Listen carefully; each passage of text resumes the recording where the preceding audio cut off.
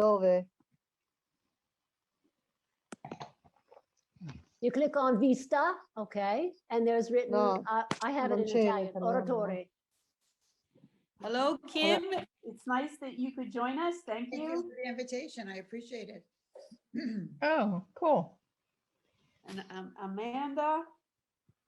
You guys, I have allergies so bad. Is this normal? Am I crazy? I don't have COVID, I don't think.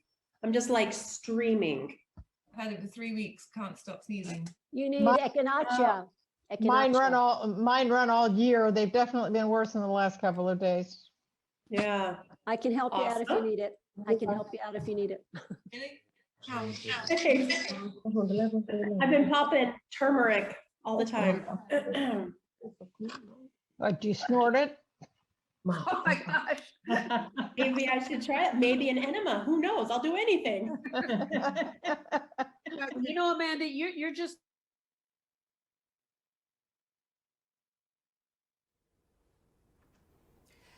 Welcome, ladies and friends. On behalf of Women's International Network, I would like to extend my gratitude to the Pomellato Group for hosting us in celebration of the International Women's Day.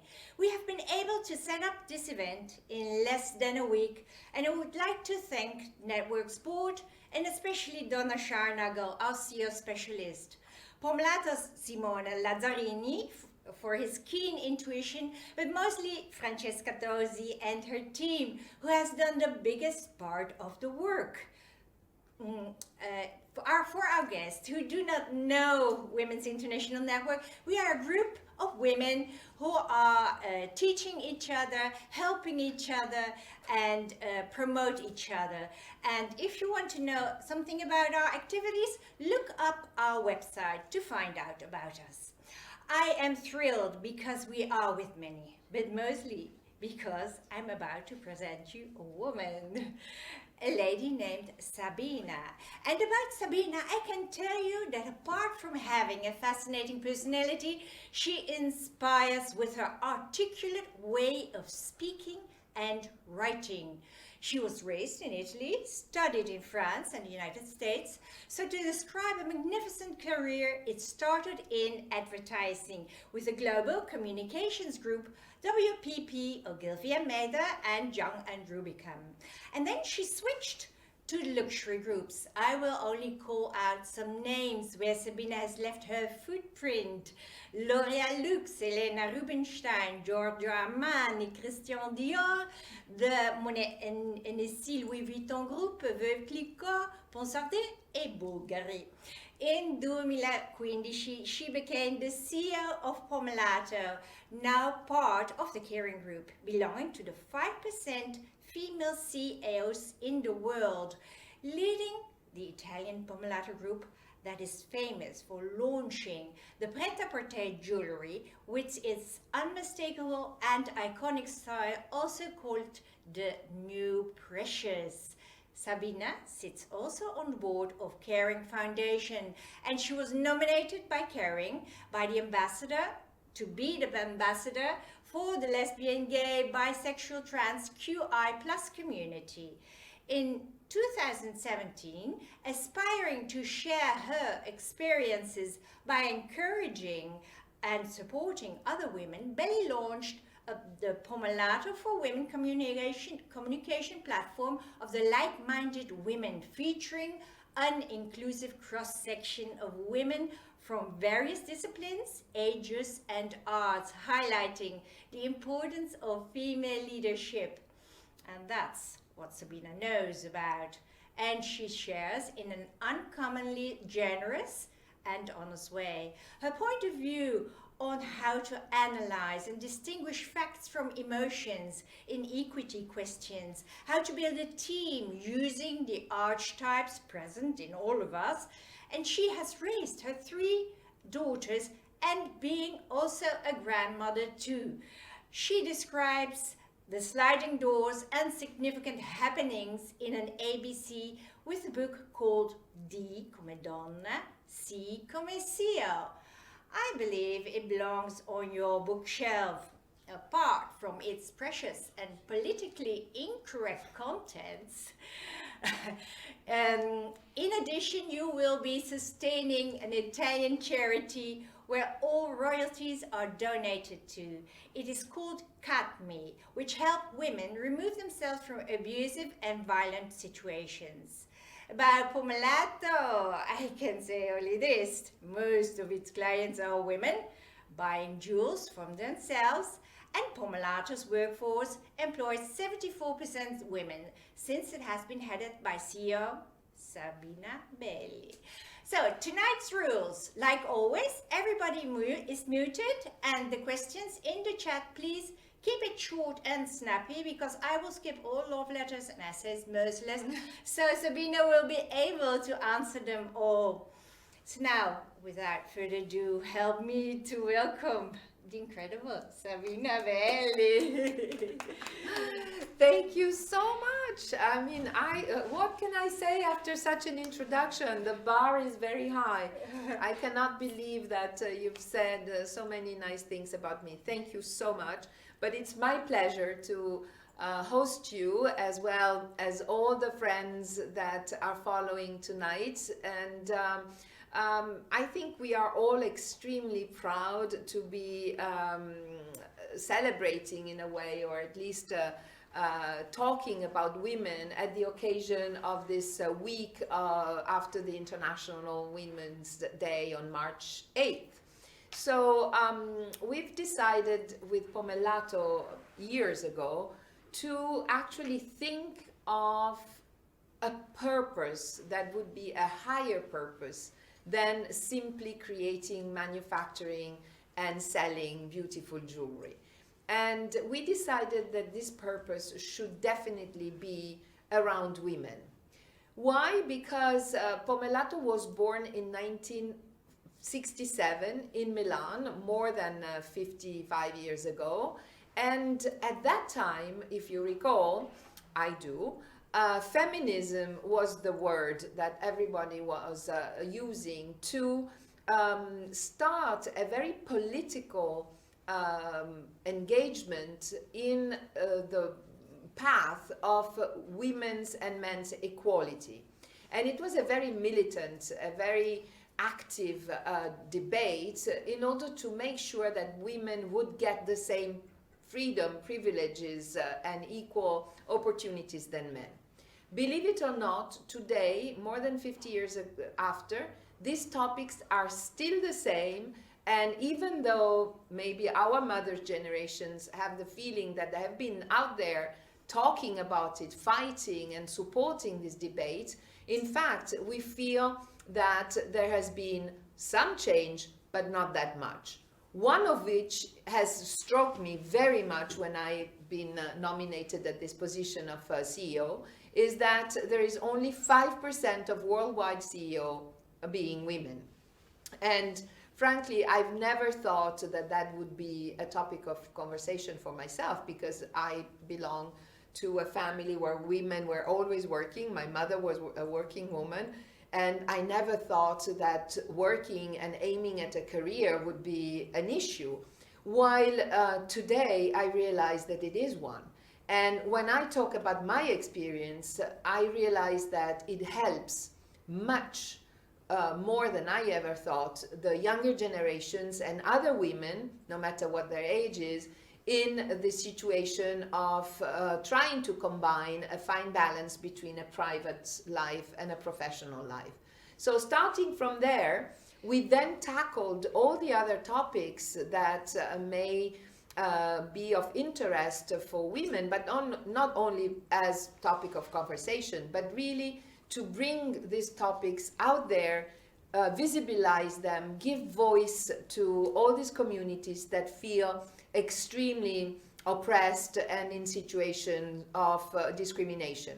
I'm talking about domestic violence on women, and when we speak about domestic violence, it's not only physical violence, but it's also moral violence, moral domination, psychological manipulation, economical domination, and women must get to understand that it is only by talking about their experience that they can look for a new form of life, much more free and liberated from such a domestic prison. We are talking about accessing to a career. We are talking about equal wages. We are talking about all those wounds that women carry with them, be it incest in the early days. 1 out of 4 women before the age of 18 are victims of sexual assaults, no matter how the form it takes, but their sexuality is harmed. So we believe that we should give the voice to all these topics. And actually this week on our Instagram platform, I have been animating talks with many women, starting last Sunday with Jamila Jamil, who's a very well-known actress. She actually has a leading role in a Netflix fiction called The Good Place. And Jamila, born Pakistani, she is very vocal on body shaming and all the disrespect that women and men may have on women's looks and body, and the aging and the pressure that we all have from these social stigmas. On Monday, I hosted Samira Nars, who is the editor-in-chief of Harper's Bazaar, a major fashion magazine in the US. And Samira, being a woman of color, she's obviously fighting very much for women of color to access positions and of responsibility, and having obviously a recognition and a fight against all these racial issues. I've also hosted a woman that has been for many years in a toxic relationship with a typical perverse narcissistic man, and she was actually giving these very interesting tips on how to identify those red flags that in a relationship are telling you that this man is not treating you well. I've spoken to an Italian actress that is also the president of the Female Federation of Soccer in Italy, where basically the shortcut is often made, female football players are all lesbians. And so this had to be addressed as one of those unbearable bias that are still prevailing in our society. And not later than a couple of hours ago, I interviewed Lea T, who is a beautiful Brazilian-born Italian model who is a transgender woman, and she actually tackled how difficult it is to bear the stigma of this representation of whatever sexualized in a very pornographic way trans women have to go through every day. Yes. So you see many topics, and I think I'm very proud to see that Pomellato helps give the voice to these topics, and again in a way that humbly hopes to elevate the debate and help maybe younger generation understand that is by liberating the conversation that we can solve and address some of those, because I'm sure that all our guests tonight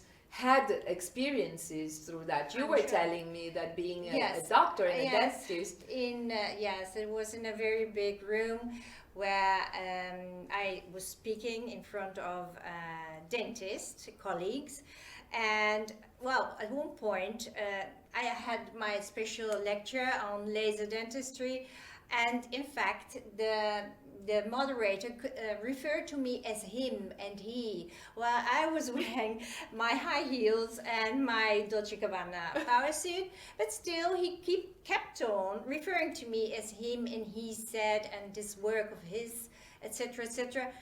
And I was like, first I didn't understand. Later, somebody came up to me and said, Elena, you shouldn't be so offended by this, because he respects you. You are at his same level. Well, I was without words. I mean, absolutely. Of course. And I mean, it happened to me as well so many times, episodes. In fact, if you would like to yeah, share well, some one your of my career. favorite, because it's so typical.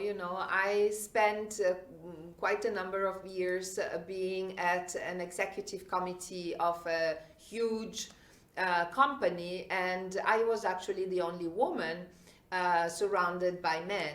And my boss was very generous, and every Christmas he would gather his executive committee and spouses for a dinner where he wanted to reward the colleagues, but also the spouses for having shared the difficult pressure of a year of work with their spouses. And therefore, when we were gathering in this restaurant, there were gifts for the gentlemen and gifts for the ladies. And every time I got the gift for the ladies, except that the ladies were the spouses, and the ladies got maybe a simple scarf or a nice little keychain, while the men's colleague got much bigger in value gifts because they were not spouses but actually members of the comics. And when maybe the third situation of this, I thought I had enough. I went to see somebody in HR, and I said, I don't really think that I deserve the foulard of the women spouses. I deserve the gift for my, equal of my male colleague. And they put the whole episode on me, like how greedy you are, how capricious. And that is really something amazing. that, Yes. happens every day. Every day. And did you have further in your career really that you were blocked because of equality problems? Well, or- Helen, I cannot refer to any episode where I felt blocked, because I also really fought myself in those situations to make sure that that was not happening. And it takes courage, for sure, self-confidence, which is not something that everybody has, for sure. And I keep saying that yes, we have to fight and try to break the glass ceiling, but we also have to try to elevate ourselves from the sticky floor. In fact, and I would like to ask you how you were able to keep control of your emotions when, for example, you were evidently given an unequal treatment. Well, So I think that, again, yourself being a dentist and a doctor, that. I think that most oftentimes one of the best way is to remain extremely factual. Just, discuss your point, supporting it with facts, and try to make the very fine difference between emotions or perceptions, or I have the feeling, or the impression, etc., or this is a factual result or a factual analysis. And therefore you can train yourself in that manner to try to manage the emotional aspect. And then once you are more at ease in this communication pattern and with this kind of conversation, at the end, emotions are part of who we are, and we should obviously use our emotions. But if you are in a situation where, it's kind of conflictual and you don't get to be able to express yourself because there is this bias of emotion, stay factual. Echo, because sometimes you are called being hysterical or too Yes. emotional to be taken seriously. So it has to be control of your emotions always. Yes, and I don't mind recognizing that sometimes women have been the worst enemies of other women, because sometimes there is this conflictual attitude and relationship between women, this kind of unsolved issues of jealousy and competition. And I think that a woman should be solidaire and supportive of another woman, no matter what, just in principle. And I think that nowadays probably there is a stronger sense of communities and this idea that women together are much stronger. Actually, you know, Ellen, we produce every year for Women's Day a video with some great friends of the brand that come and share their experience. This year we've been very lucky because Jane Fonda, age 84, she's absolutely amazing and so inspiring. She had a conversation with actress Jamila Jamil, who's only 30. And these two generations talking together about this issue of womanhood has been really very interesting. And you'll see, because I proposed to actually see the video, that at one point Jane Fonda says something very strong to me. She says, individually, women are still very vulnerable, but together, as a group, they are really strong, and we need to organize ourselves in such way. So if you agree, let's launch the video. Very, very, yes, please. Thank you.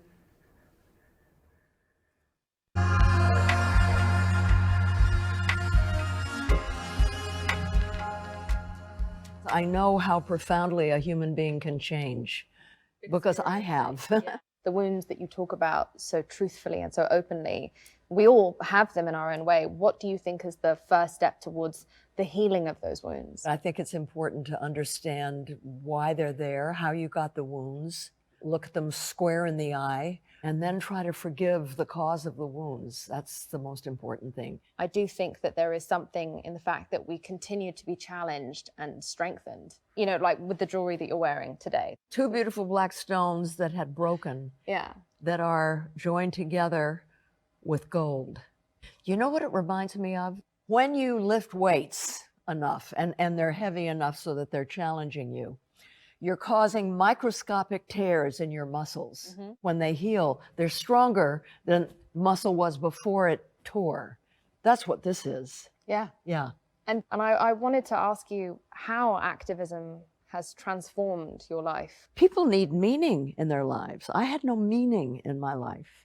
Activism is joyful. It means the world to me. That's how it's affected my life. I've heard you say before that most of the people who joined you in DC were women. Why do you think that is? We're much, much less vulnerable to the disease of individualism than men are. Why is that? We're more responsible for the survival of our species. We do more work protecting not just our little family, but the community, the town, the city, the nation. In spite of everything you've seen over the course of your life, I still find you to be very optimistic. Do you think you are an optimist? I'm hopeful. Yeah. I'm hopeful. I am. I heard a doctor once describe optimism as just being resilience and curiosity. That's all you have to have in order to be an optimist. Yeah, I like the word hope better than optimism. Why? I think hope is a more profound word. Women are in leadership positions and will make the difference. We are the fastest growing demographic. There's more women than men. We are leaders all over the world. You know, as Gloria Steinem says, it's not that we're morally better than men, we just don't have our masculinity to prove. God, I love her. What is one message you would most hope that women could take away with them? Women need to understand the power of us getting together and getting organized. Individually, we're totally vulnerable. But when we are together and organized, that's how we're going to change the world. And it's really up to us. I'm excited for us as a collective, because I think that this is the first and the only opportunity we will really have to see lasting systemic change. Oh, it's exciting to live right now. And we need, all of us need to rise up. My God, you're beautiful. Wow. I'm thinking the same thing about you. Happy International Women's Day. Every single day. Pomellato for women.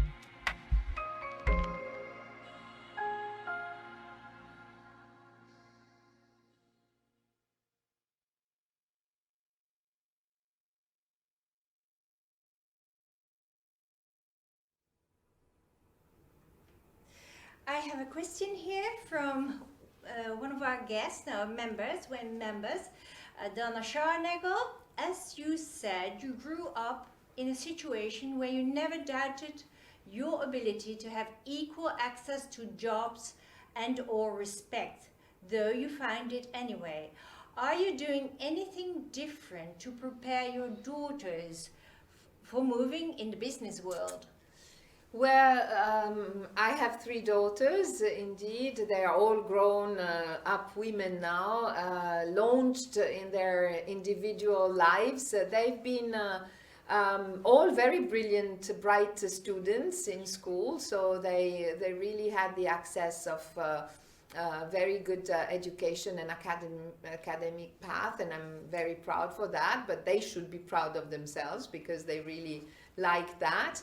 And they have all chosen a path in terms of mixing their interest and their deep, wish for their own self-development into a work career.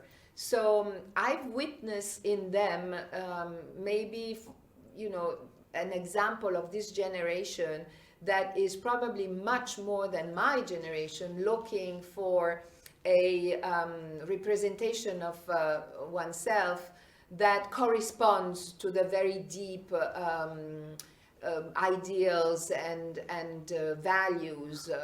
Both the 3 of them, actually, the youngest, the 2 youngest even more, are extremely impacted by the sustainability, by corporate social responsibility, and they declare that they would rather go for a career where they feel useful and maybe have a lesser, materialistic success than this thirst for business and somehow success in a material way.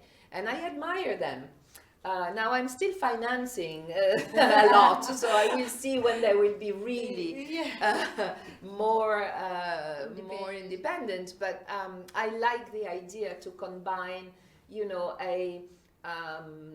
some sort of added value for the society combined with work. They all did humanitarian activism, and I think it's very spread in the younger generations. That is very good to hear. I have here another question from Kimberly Housley from Hawaii. This is ingrained, so what you have been saying before, this is ingrained in our language using the masculine, feminine forms. Yes. A maestra is a grade school teacher versus maestro, being a higher level master. What do you say about that? Well, in all the languages, but particularly the Latin ones, where you do have the pronouns and the form, masculine and feminine form, I think that we are now, moving a little bit towards a more less genderized vocabulary. But for sure, I mean, the doctor is always a man in everybody's mind. I had a male assistant, and the moment he put on his white coat and went out, everybody called him doctor. Absolutely. While he was only the assistant. But I want to be extremely honest with you. I went to the hospital recently with my mother for the vaccine, and we've been hosted by this super young, very fresh looking, good looking girl with the white coat, and I totally thought she was the nurse, and she was the doctor. So even this is embedded somehow in most of us. Okay, I have here another important question. I agree that as women we need to support and pull each other up, but do you think that this judgment of women, that we are jealous of each other, too catty, is another way that we are treated differently from men? We never criticize men for being competitive. We also allow them to be emotional. How do we push back against that? Well, that's a very deep and philosophical question. How, why women have this thing about sometimes being a bit competitive. And well, I think that it is definitely the consequence also of the archetypes and the representation that men want women to have. You know, the expression of femininity should be by definition very sexualized, very feminized, according to cliches and archetypes that are out there. And that also generates a bit, you know, some sort of competition, because if one of the stereotypes or the cliche archetypes is to have long, wavy, blonde hair, and you are short and dark, you may dream of those hair because that's what you've been, you know, kind of formatted in thinking. And therefore, if you are in school and one of your classmates is the super good looking blonde, you would definitely have this kind of, you know, something that puts you in a competitive or in a vicious circle that is difficult to solve. And in the business life, it's even worse, because, you know, if you see that you've been working for hours and, you know, trying very hard, and then somebody else gets it easier, in an easier way than you, that's where the problem starts. So, do you think this archetype of woman, etc., it has it to do also with education, also the being competitive towards another girl, another woman? Well, it really depends, because you see, for example, if you are raised as a sports person, then you are raised with a very high level of ambition and competitive spirit, because you have to go get the golden medal. That's the, you know, the basic of your motivation when you are a sports girl. And in that field, it's fine. But then if you go and seek for the golden medal in another field than sport, you become... Yes. And that is not good anymore. No. So, you know, it's really a question of cultures. And I think that, you know, we were pointing out to some countries in the world, like in the Nordics in Europe, this issue is less cruel than in the Latin and the southern countries, because maybe this idea of participation to the social life is an issue that has been solved earlier. And I mean, if you think that yesterday it was, or the day before yesterday, it was the 75th anniversary of the female vote in Italy. 75 years is like nothing. It's nothing. So, no. In fact, it's funny, because I'm not sure if they are logged in tonight. To Swedish ladies, I believe that in Sweden, because the females have taken over, there are the blue quotes. Yes. Like we have here in Italy the pink quotes, to always obligatory have women. We have to involve women, of course, in government places, etc., etc. It seems to be that in Sweden there is a blue quote. And so it's the reverse situation. It's the reverse situation. I can tell you that in Italy, in any case, it won't happen that soon. No. And I just wanted also to share this incredible statement that the UN released a few days ago, that research showed that if we are going to create the absolute total equality between men and women, it will take us 247 years. It's a bit long. It's a bit long. We won't be seeing that. No. I have here a question from my colleague, speaker coordinator, Lisbeth Wicks. Can you tell us more about your book? Why did you write it? Well, you know, I wrote this book because I was totally randomly at a private dinner party when somebody introduced me this man who's a publisher of a number of books of personal growth, business, etc. You know, those boring books that you see in the bookshelf in the airports usually, and you buy anyways. And so, and we were talking, and he said, "Oh, so you are, what do you do, etc." And when I told him, he was like, "Oh my God," you know, very impressed, because he thought I was probably, you know, I said working for Pomellato, and usually nobody thinks that I could be actually the CEO, but nevertheless.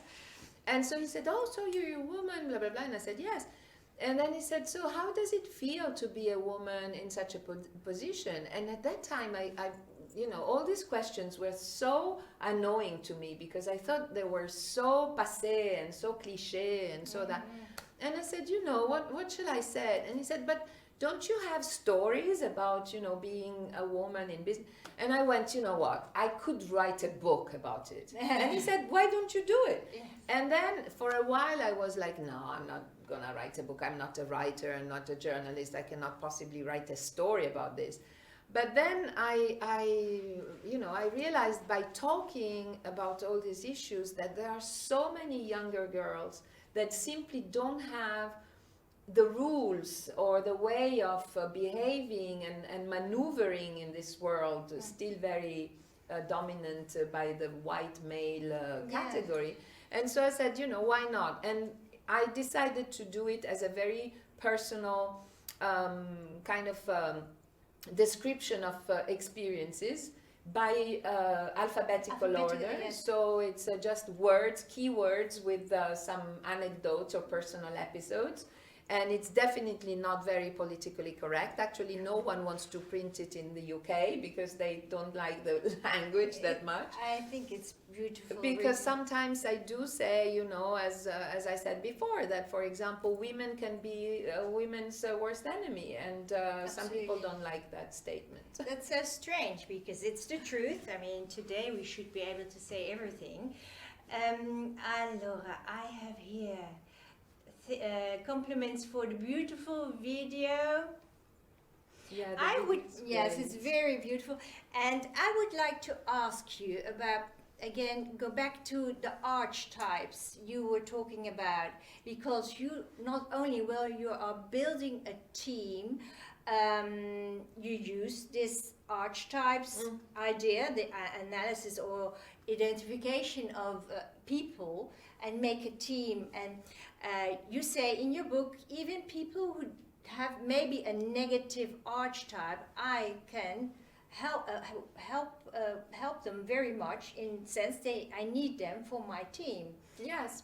Well, I learned one very important thing in management is that the biggest mistake you can make is to try to find people that look like you, that resemble, that are exactly who you are. Because of course it would be easier to interact with people with whom you click immediately, but then everybody would stay on their own set of competencies and skills and ways of behaving, while the absolute richness of an ecosystem is the difference between the different members of the ecosystem, and you should rather look for complementarity.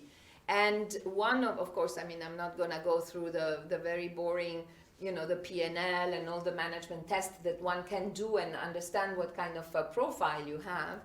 But I guess that the ideal situation would be to have a team that is mixing so many different archetypes and profiles. So to have, the very disciplined, minutious, precise, quantitative person, counterbalancing the very intuitive, creative and maybe less focused person. And it's specifically by having people that are very polarized that you create energy. Yes. Because that's what the inclusivity and the diversion is about. And I think everybody has his good side. There's always the other side of the medal. Of course. Absolutely.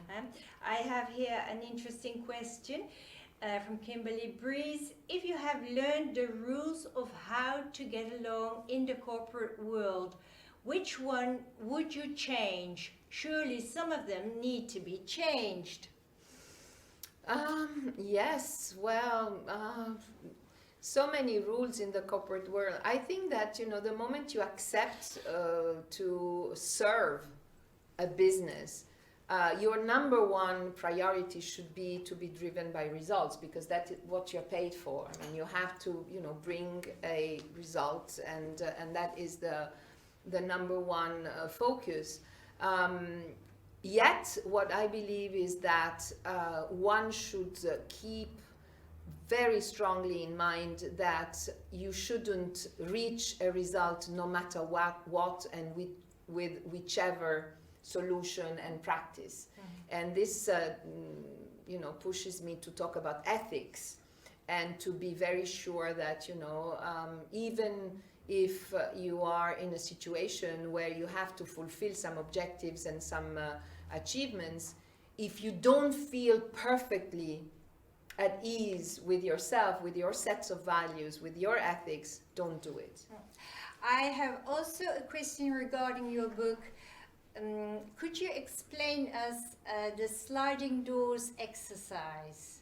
Oh yes, that's something I really like doing, and I really like maybe helping other people doing, because it's a very simple exercise. Basically, it's really very practical. You take a sheet of paper, horizontal, and you draw a line which is representing a segment of your life, possibly from early days to where you stand.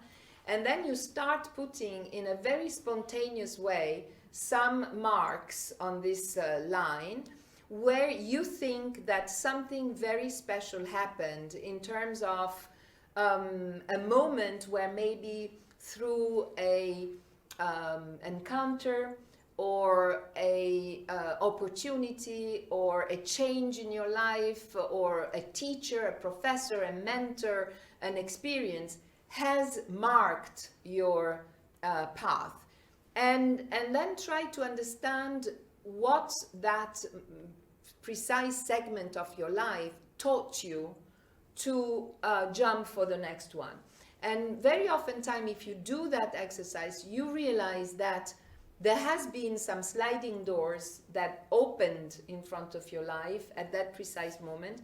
And for some reasons, you took the chance or the risk or the courage to go through that sliding door, and that brought you to the next level. Yes. And sometimes doors opened and you just don't. You walk on. You walk on, and that hasn't maybe to be put on a list of remorse or regrets, but it's simply that life is a question of sliding doors, and the most appropriate thing to do is to recognize when a door is sliding open, and then decide whether you want to cross the path and go into it and jump into a new experience. And the most interesting part of the exercise is to recognize that, again, oftentimes there is a pattern that is recurrent, that takes you to a kind of a cycle that is more or less always influenced by the same paradigm. And yet you can also realize that sometimes it's good to get rid of some of those, because it kind of forces you to do over and over the same mistakes or the same negative patterns. And the good news is that you can free yourself from those and Yes. maybe become another person and open another sliding door. I have a question here from somebody who wants to know about Pomellato jewels. That's the interesting part. Yes, they want to have some information. What is your favorite jewel you have? Well, that's again another coincidence of life, because I was a Pomellato fan and client long before joining the company. So this is really a dream that comes true. And my very first Pomellato jewel was a ring that was called at the time Griffe. We don't do that ring anymore. It's a very chunky, beautifully, very sensual, oval aquamarine with 4 griff that keeps it together. And I've been wearing that ring so many years, to the extent that one day a good friend of mine told me, when I think about you, the first thing I see is your ring, because it's so you. And then what I loved in Pomellato, and I still do love very much, is that these are jewelry that you don't need the special occasion to wear. You can really wear it prêt-à-porter in every day, and it makes you feel good. It's simple, and yet it's extremely precious because it's handmade by our goldsmith, 100 goldsmiths working here. Yes. And so that is a job that is so valuable, because it really, it's the ability to transform an idea into a piece in such a small format, in a 3D version with precious materials, and to bring joy to whoever will own it. Infatti, I think that, for example, the noodle ring, that was my first ring, Quartzo Fumet. I think it really represented me because it was cut with different facets, Yes. and it was like me actually, and I really loved it. And I have here even a question: will the tourmaline noodle ring will be available again? So If you want it, we'll make it happen, no problem. I will ask Simone to bring it directly to your door. And they want to know if it's exclusively made in Italy. Yes, absolutely. As I said, we have 100 master goldsmiths that are artisans, that are orafi in Italian. They have gone through either a family lineage of goldsmith that taught them the different art of producing jewelry, or they've been to schools, or they've been trained, and this is a very fabulous skill, to the extent that we want in Pomellato to make sure that the next generation will be available when our most skilled master goldsmith will retire. So we have partnered with a professional school in Milan called Galdus. Yes. And we have created the Pomellato Virtuosi, which is an academy of 7 years academic studies that prepare to the job of goldsmith. And we have also committed not only in supporting this school financially by giving them the tools, etc., but and also the different master classes from our goldsmith. But then we also have a partnership with the school whereby we hire the young diplômés, and we train them to become senior future master goldsmith. That's beautiful, because the artigianato, Yes.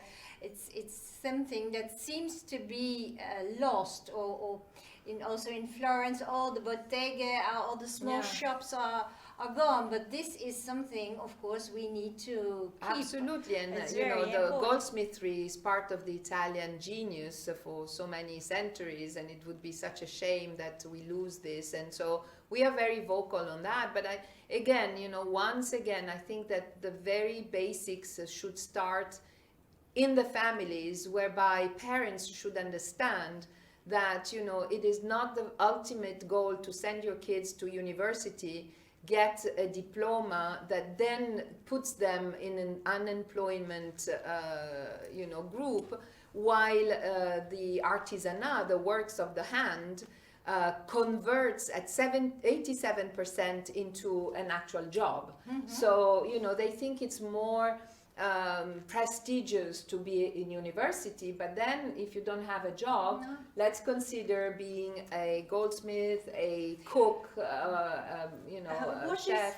What is the percentage of women in the goldsmith department of It's Pomellato? lower than men, because this is a rather a male, historically more like a male job, because it's a quite a physical job as well, and it's also historically a job whereby in certain social groups and family, the man of the family was given the next generation representation of the job and the tools, etc., from the father or the grandfather. Also because it seems sometimes dangerous, or I don't know, because of the heat of the gold. You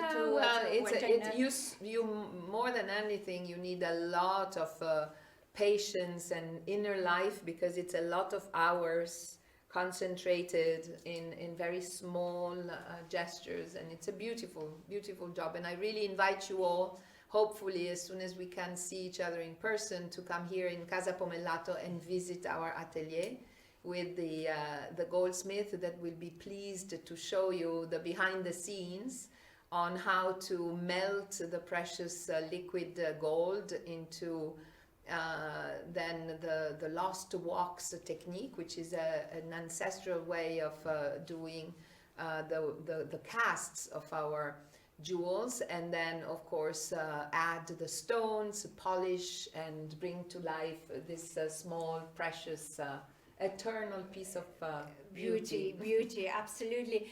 And where does the name Pomellato come from? Well, that's a funny story. It's Pomellato. It's a breed of horses. It's it's those gray horses with the dark round spots, pommelé in French. And actually, our founder, Mr. Pino Rabolini, when he decided to become to launch his own brand, he was he belonged to a family of goldsmith, and his father was a goldsmith himself and had actually already a shop. And so he went to see his father, and he said, "Father, I want to start my own business in jewelry." And the father, typical Italian, very severe man, said, "Well, I hope you're serious about that." And he answered, typical Italian sentence, "Yes, I want to ride my own horse," which is, a way of saying, I want to go for my destiny. And so the father replied, "You better choose a very performant horse."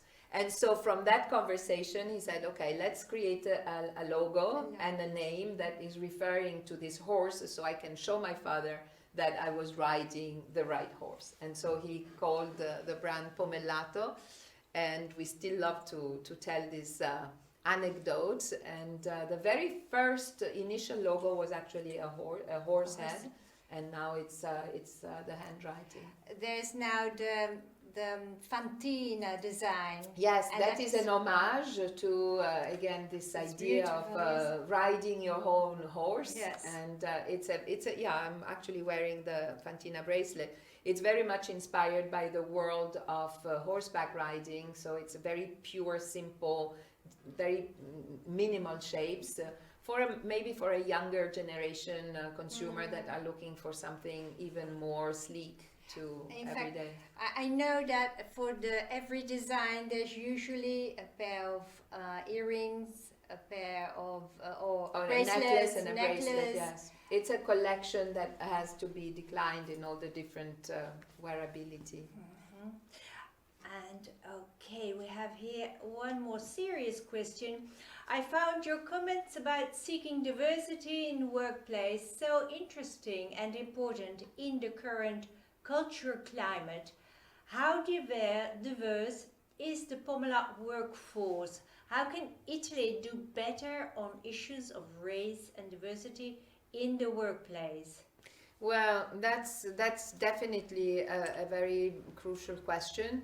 In Pomellato here in Milan, we are quite international because a lot of us have been are born in different countries. As I said, I was born here, but I was raised in France and in America. Some other key executives are French or Canadian, from other nationalities. And so that brings an international experience. Most of our top executives have been working in different marketplaces and have obviously an international experience. It is a fact of life that Italy is not a very diverse country, and we had already, first of all, historically, Italy is a unified country since very recent time, not even just more than a century. And so I think that Italians would tell you that for many years the difference between the north part of Italy and the south was already a kind of a topic for inclusivity, whereby workers from the south of Italy were coming north seeking for better lives and better jobs. And actually we had for many years a very huge and critical issue of integration of the people from the south in the north, which in the same country sounds like crazy, but it's been the situation. And then Italy opened to migration very recently, so we are I think that we are now only at maybe the second generation of first migrants from Yes. outside. And indeed, you know, we have a lot of room to expand that. Although, again, you know, what is multiculturalism and you know, mixity of cultural and diverse origins happens in those countries that can offer also work to the newcomers. And Italy has been considered such an unstable economical country for so many years that people were not dreaming of coming seek for jobs in Italy. And we actually see that even today, you know, the situation, particularly nowadays with the pandemic and COVID, etc., is going to leave this country absolutely in a very bad situation. So hopefully we'll have a government that will take care of that. So we are very hopeful. But I would like to know that, or what I like to say is that in East, in Berlin the wall fell, East Germans and West Germans, they mixed very fast, very quickly, but still, it remains, you're an Aussie from East Germany, etc. It remains always. You think that, like from we in Italy, we have the South and the North, it will always remain, or do you think that will take well, I hope that it will be, you know, it will be less of an issue. But you know, I was very. I'm talking now as a expat in Italy, because I've been away for so many years. But one thing that always, you know, surprises me is how specific the origins in Italy, how specifically you can recognize somebody's territorial origins, because already there is the last name, the name, the family name that tells you from which region you are, the accent when you speak Italian. You can not only decipher from the city, but even the neighborhood of such city and such region. And also sometimes your level of education and social class by the accent you're using in Italian, or the words, etc. So I mean, in a country where already the way you present, you introduce yourself tells about your origins, it's a bit difficult to try to eliminate or elevate this debate. Okay, we have a last question. Let's look at this. Okay, it's rather, I got 2 rings in 2004 and haven't taken them off, but wants to have an operation. They are with me in every sense. So it's Thank you so much. It's not only a question, it's more a statement. And yes, I think we have handled more or less everything. Okay, I have one more important question. Did you always want to rise to the top of your profession? Were you comfortable with subordinate role, or did you want to role of leadership from the start? I don't know. Well, I think I've been, for a personal family reason, I've been put a lot of pressure on me to, you know, compensate and be the best. And so I think I've lived with that, you know, and probably I could be a more free-spirited and light-hearted person if I didn't have parents that were so pushy. But it's too late to change. Of course, and you wouldn't want to change. Well, I would like to wrap it up. I think Women's International Network is absolutely in a learning curve, crescendo. The United States Consul General Ragina Gupti showed us that motherhood and career can be combined. Financial advisor David Back taught us to just ask for what we deserve. Mrs. Kim Campbell, I hope she's here tonight. Right Honorable Miss Kim Campbell, former Prime Minister of Canada, taught us there's always ground for communication, ground for dialogue, and we have to keep that up.